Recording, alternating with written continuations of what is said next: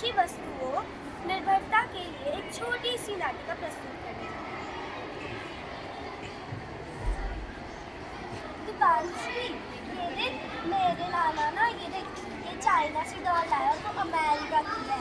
और ये देख, ये तो चलती भी है और मुड़ती भी है, ये तो जापान की है। और ये तो क्यूट है ना, ये भी अमेरिका का है ना? तेरे पास कौन से खिलौने हैं? वाह, कितनी सुंदर है, लेकिन मेरे पास तो कोई भी विदेशी खिलौना नहीं है।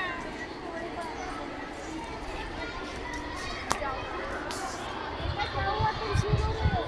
नानी, मुझे विदेशी खिलौने चाहिए, मेरे पास नहीं है। तुम्हें किसी दूसरी जगह के खिलौने क्यों चाहिए?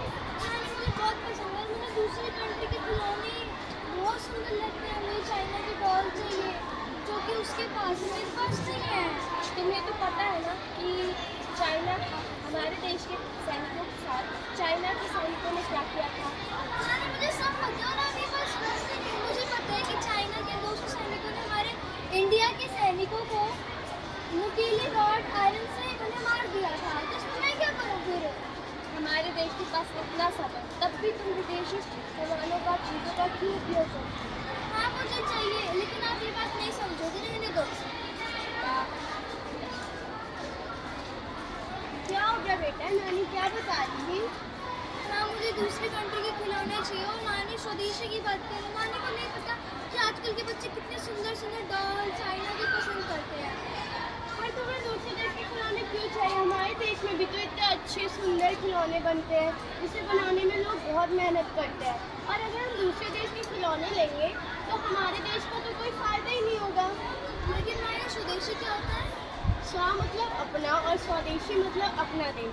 स्वदेशी का नारा वर्षों पहले गांधी जी ने दिया था, जब हमें स्वराज चाहिए था, यानी कि आज़ादी चाहिए थी।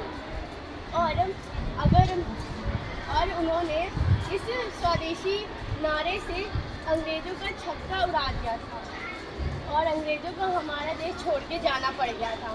लेकिन माँ, अब तो सब कुछ अलग हो गया, तो फिर इसमें स्वदेशी की क्या जरूरत है जो नानी बताती है मुझे?